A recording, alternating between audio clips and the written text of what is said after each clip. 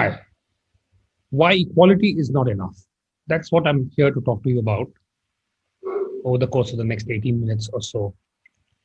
On the face of it, the idea of equity and equality seem like very similar ideas. I mean, is there really a difference? Or are we just engaging in some semantic quibbling? I mean, broadly, both ideas seem to be desirable. Surely we should move to a world where both are available to everyone, where there is the idea that everyone has a fair shot at building their lives with equal opportunity. And equity seems, in a sense, to be just a slice of that idea. And isn't equality of opportunity a fair way of thinking about change? Isn't that what we are really looking for? That everyone, regardless of their position, their circumstance, their background, their sexual orientation, their caste, their race, all of them have the same chance of making good in life and doing what they really set out to do. It's not that simple. I mean, I think as one will see, there are several instances in which real meaningful equality becomes very difficult to achieve without a measure of equity. If the playing field is heavily skewed, if it is heavily skewed in the favor of a certain section of society, then without trying to correct that essential underlying imbalance, it becomes extremely difficult to provide equality of opportunity that is meaningful. Those underlying differences, those imbalances always surface in the eventual outcome. In many cases, we understand this instinctively, and we don't have a problem with this. We understand that equity, which involves the disproportionate allocation of resources and attention to those sections that need it more, instead of thinking about it as everyone having the right to the same kind of access. That idea we are able to accept quite easily. A great example of this is in vaccine distribution. I mean, when that is, nobody has really had a problem with the fact that when we started distributing vaccines, given the fact that supply would always be limited at the outset, there was no problem about the fact that we would prioritize the oldest, the most vulnerable people first. So the 60 plus people were the first to get the vaccines. Then came those above 45 and those with comorbidities, because again, they were vulnerable. And then finally, we went down the age spectrum, which is what we are still doing. It was very clear and easy to accept the fact that we did not go the way of saying that, everybody has the same democratic right to a vaccine, and therefore everyone should, regardless of their age or where they come from or their background, should have the same level of access to the vaccine. We understood that equity was more important in this case than just a blind form of equality. In several other areas, however, we find it quite difficult to accept this same principle. Some people, by virtue of their vulnerability, this idea that those people need to be looked after a little more than others. Even when it comes to vaccines, we see this reservation, this sort of a sense of not being able to accept this principle at work, and it shows in perhaps a very telling way the fact that there is no vaccine equity across countries, and that some nations have virtually finished vaccinating all the people, and there are others that are struggling. 14%, countries with 14% of the population of the world have 53% of the vaccines. And that's a huge skew. More significantly, the leading developed countries of the world have enough vaccines to vaccinate their entire populations many times over. So Canada 6 times, USA 4.5 times, the EU 2.5 times, while there are 10 African countries that have zero vaccine availability. And this is a staggering kind of an imbalance that is taking place. What makes it worse is the fact that this is entirely irrational. The fact of the matter is that unless everybody in the world is vaccinated, nobody is safe. Tomorrow, you can well imagine that, in Africa, there will be, could well be a surge of cases, and variants would get free play. And it is possible that a variant emerges that the rest of the world, even the vaccinated world, finds very difficult to counter. It's interesting, if you take another example of a very different kind, while talking about the same subject, we all went through in India the recent scarcity of oxygen, of beds, of tests, of vital medicines. all of us went through this sense of desperation as we hunted high and low to find people we knew, the facilities that so badly needed. What was noteworthy was that this was once where it didn't really matter if you were an important person, if you are well connected, if you are well heeled. None of it made a difference. It was impossible to get access to these resources because they simply had run out. On the face of it, we were experiencing an equality of scarcity, a level playing field of, if you like, despair, of desperation, of hopelessness. Everyone was in the same boat. And this was much commented upon. The fact that, this is what it feels like to be somebody without the means, without access, and that sense of helplessness everyone got to feel. That being said, there was still a huge difference in the levels of privilege, in the levels of access. The people who were used, the middle class, the upper middle class, the well-connected, who were used to having their way, still had access to social media. They had their own extensive networks that they were working in order to get access to the resources they needed. They had, most significantly, an ability to process information. They could make sense of what was worthwhile and what was not. They had the physical means to have people running from hospital to hospital, figuring out who had beds available. It was possible for them to harness an enormous, if you like, a network of help and support. They had also access to devices of various kinds, from the smartphone to simple thing like an oximeter, which when you go down the strata and you go across town classes, there are so many places where there is no access to them. There is no way of interpreting, the results of those readings. So there is a huge difference, and this is the difference between equality. We all may have had the same equality of scarcity, but we did not have the same equality of access. And that's where the question of equity comes in. The other issue, and this is a very contentious issue in India, is that of reservations.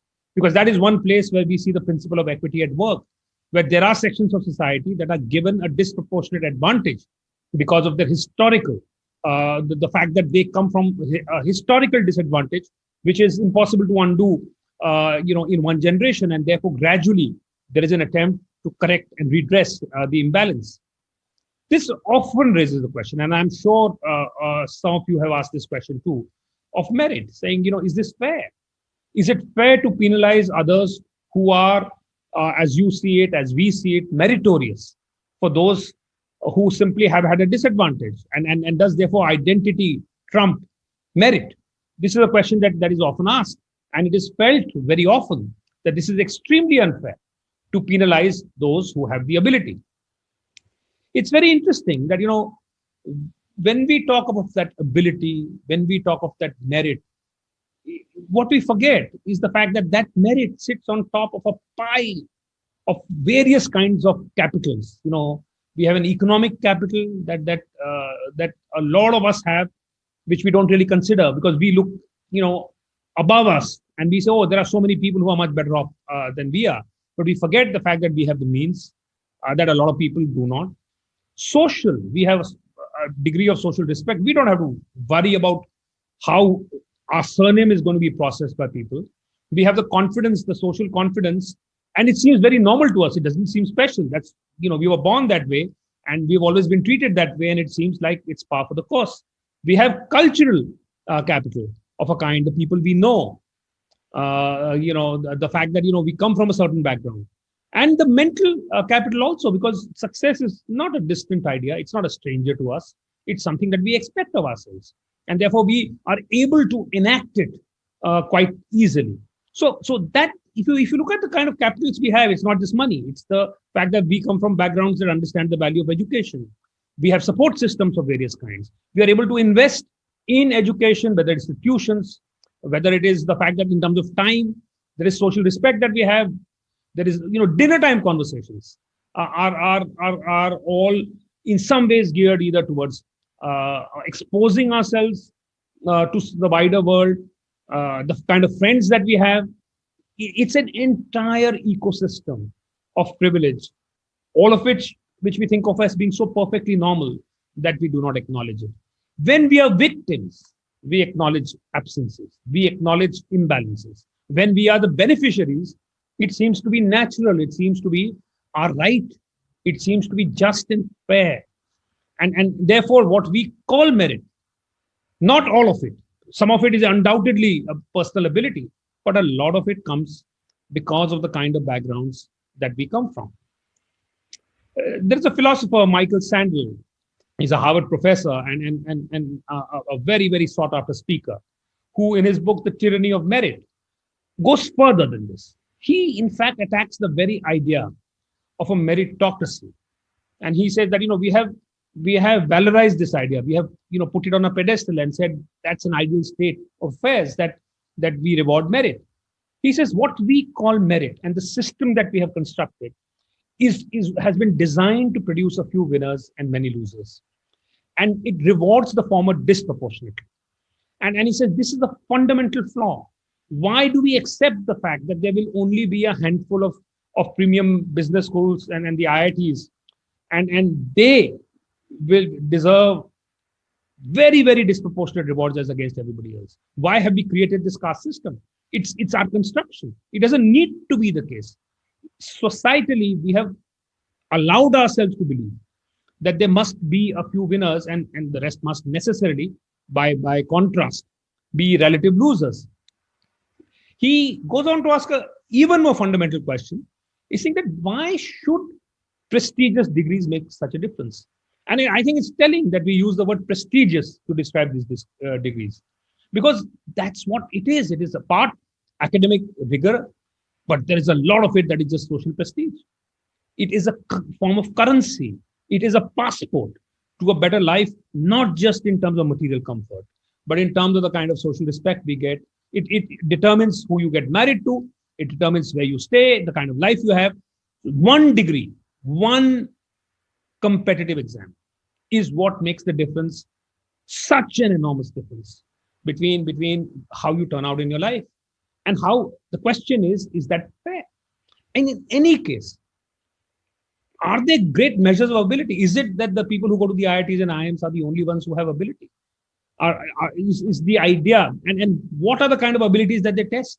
Why should that kind of a difference in some specific abilities make such a telling difference for the rest of our lives? I think it's a question worth pondering about.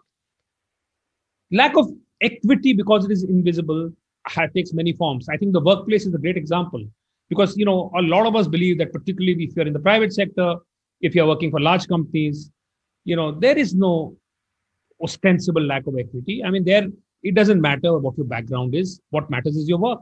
Your educational background may matter, but apart from that, really nobody cares. There are a lot of people who say that I'm caste blind, for instance, in India. I have no idea what caste I come from. So, caste cannot be a variable in my life.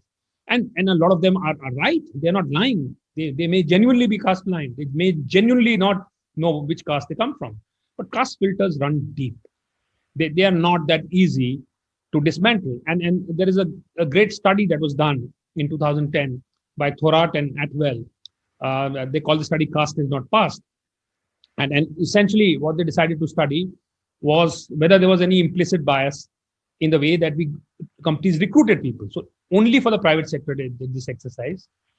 They constructed 3 sets of resumes with where people from different backgrounds. The only difference in those resumes, they were identical resumes, same kind of the students, the candidates came from the same kind of background.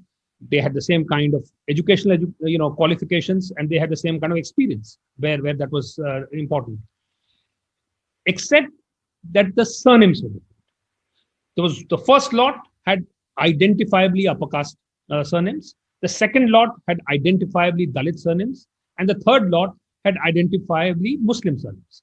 Apart from that, there was no difference. There was no other mention of caste or religion in the resumes. The only difference was the surname.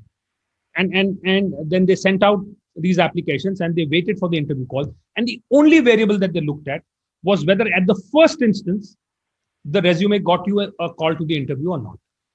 What they found is that Dalit surnames were 68%, only 68% as likely to be called for an interview as against upper caste surnames. And Muslim surnames were only 35% as likely to be called for an interview. So 65% of Muslim candidates were weeded out purely on the basis of the surname. 32% of Dalit candidates on the basis of their surname.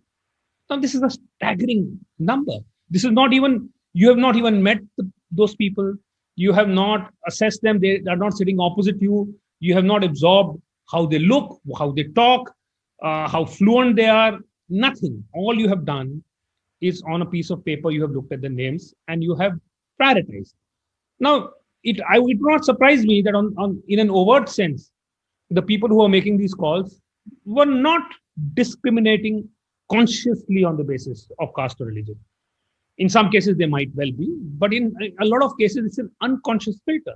They were tasked with, weeding out a lot of applications, eliminating a lot of applications, and they used an implicit variable in their heads without their being aware of it. It's interesting how, it gets so legitimized. I mean, this whole idea that I think all of us in India would have grown up with this concept of coming from a good family. What does that mean, coming from a good family? It essentially means coming from a background of some privilege, of some education, of some financial comfort, implicitly in the idea that you have a preference for people who come from a good family. You are actually discriminating without in any way believing that you are. So therefore, it is impossible. It is important, to make the invisible visible. It is important to call this out. It's important to become more aware of the fact that we have these unconscious filters. The starting point of equity and eventually equality begins when we are able to look at this whole issue in our own selves, becoming aware of our own internal lens. And it's interesting that now we have started using language. I mean, we talk about our privilege all the time. In India, we've started talking about being Savarnas. It's not just discrimination does not only happen against people. Discrimination also happens for people. And unless we recognize the positive discrimination, the discrimination that we have taken advantage of, it becomes impossible to believe that any attempt to redress that balance, to correct that balance is fair. We will always believe that it's unfair. Equity and measures to bring about equity will always seem unfair to those who have been the beneficiaries of those advantages. And therefore, it's very important to begin this whole debate with ourselves, with our own selves, to look within ourselves and to ask ourselves as to what are the advantages that we've enjoyed, and therefore to be much more open to the ideas of equity. Thank you so much.